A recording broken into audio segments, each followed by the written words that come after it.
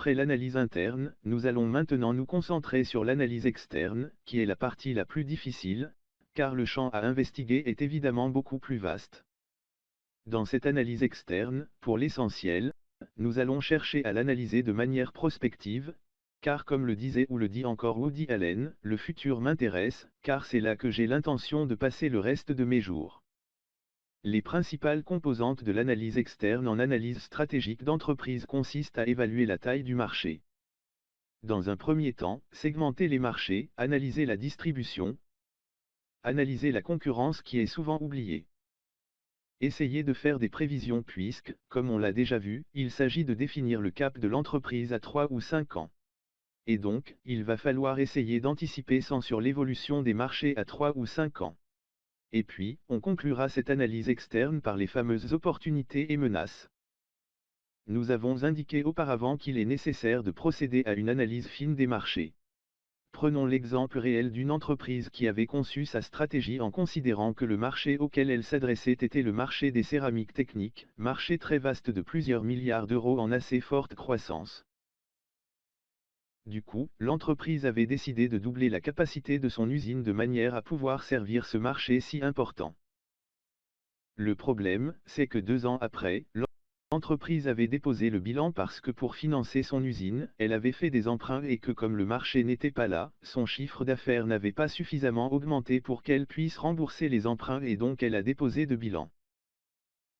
2 ans après, l'entreprise est reprise par un nouveau dirigeant qui, cette fois-ci, centre bien l'analyse du marché sur les pièces de forme en fibre céramique.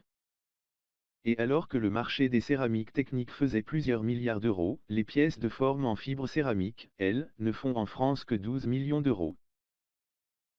Du coup, la conclusion a été de chercher non pas à doubler la production, mais à améliorer la qualité et à exporter. Car l'entreprise détenait déjà 30% du marché français et sa progression en France était tout à fait limitée. Plusieurs années après l'application de cette stratégie, le dirigeant a pu revendre l'entreprise avec une grande plus-value. Poursuivons avec la démarche. Après avoir analysé le marché actuel, il va falloir prévoir l'évolution de ce marché, ce qui n'est pas une mince affaire, et le prévoir à 3 ou 5 ans. Car, la stratégie de l'entreprise, c'est définir comment atteindre le cap à 3 ou 5 ans. Pour ce faire, et si l'on veut éviter de recourir à une boule de cristal, nous allons décomposer le raisonnement en prenant en compte 3 effets. Le premier, c'est l'effet support. C'est celui qui porte sur l'activité des clients de l'entreprise. Est-ce que les secteurs clients de l'entreprise vont se développer ou au contraire, se réduire dans les années à venir? Si on prend par exemple un store, supposons que l'entreprise pour laquelle nous réfléchissons à sa stratégie fabrique des stores. Les stores vont dans des bâtiments. Donc, si le secteur du bâtiment croît de 10% par an, eh bien, le marché des stores va croître de 10% par an. Le deuxième effet, c'est l'effet pénétration. Si dans un bâtiment, 20% des fenêtres sont aujourd'hui couvertes par un store et que dans 5 ans, 30% des fenêtres seront couvertes par des stores, eh bien ça fait une augmentation de 50% pour passer de 20 à 30%. Et même si on ne construit pas plus de bâtiments, cet effet pénétration va permettre au marché de croître de 50%. Le dernier effet est l'effet substitution entre différents types de produits. Il y a 2 grands types de stores. Les stores textiles et les stores vénitiens à lamelles en aluminium. S'il y a une substitution. Si des stores vénitiens sont remplacés par les stores textiles, eh bien le marché des stores vénitiens va se réduire. Toutes choses étant égales par ailleurs, alors que le marché des stores textiles va lui augmenter. Et ce sont donc ces 3 effets qui, se combinant, vont nous permettre de prévoir l'évolution du marché de manière quantifiée. Si on s'en tient pour la simplicité de l'exemple aux 2 premiers effets, si le bâtiment croît de 10% et si la pénétration des stores croît de 10%, nous aurons à l'arrivée une croissance sur 5 ans, par exemple de 21%. Puisque les 2 effets se combinent 10% d'un côté et 10% de l'autre. Ça fait bien 21% par un effet multiplicateur. Nous pouvons maintenant conclure sur cette vaste analyse externe comme pour l'analyse interne, sur une jolie matrice. Cette fois-ci, nos 2 axes vont être la croissance du marché toujours à 3 ou 5 ans, d'une part, et l'intensité concurrentielle, d'autre part. Cela permet donc de déterminer 4 cadrans dans la matrice.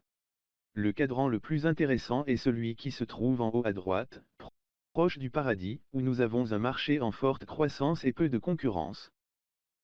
C'est un cas rêvé qui arrive assez peu fréquemment. S'il y a peu de concurrence, c'est souvent parce qu'il y a des barrières à l'entrée qui empêchent les concurrents de venir sur ce marché. À l'autre extrême proche de l'enfer, nous avons le cas de figure où le marché ne croît pas, voire décroît, et où nous avons malgré cela beaucoup de concurrence. Et donc là, évidemment, c'est le pire cas. Si l'une de vos activités se trouve dans ce cas de figure, vous pouvez vous demander si vous devez l'abandonner ou pas. Dans tous les cas, si vous n'êtes pas positionné sur une telle activité, surtout, ne cherchez pas à vous y installer, car vous auriez que peu d'avantages. Il y a entre ces deux situations deux cas intermédiaires, celui où la croissance du marché est faible, mais où la concurrence est également faible.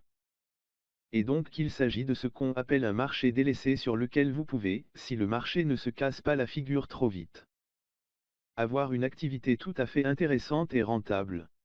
C'est ce qu'on appelle la stratégie du dernier des Mohicans, puisque si vous êtes le dernier concurrent, vous pouvez à peu près faire les prix qui vous conviennent sur ce marché. L'autre cas intermédiaire, à l'opposé, c'est celui où le marché est en très forte croissance, mais où il y a beaucoup de concurrence. Beaucoup de marchés dans l'informatique, par exemple dans les nouvelles technologies, se trouvent dans ce cas de figure. Eh bien, si vous êtes assez compétitif, vous pouvez vous faire une place au soleil. D'autant qu'il est plus facile de gagner des parts de marché sur un marché en développement que sur un marché qui stagne. Dernière information sur ce schéma, la taille des disques. Vous voyez que les disques n'ont pas tous la même taille. La surface des disques est proportionnelle à la taille du marché et donc, évidemment, plus le marché est important, mieux c'est le cas. Le plus intéressant serait un marché de taille importante qui serait situé en haut à droite, c'est-à-dire avec une forte croissance et une faible concurrence. Ça, c'est le paradis. Mais c'est assez rare que nous trouvions ce type de configuration dans nos analyses de marché.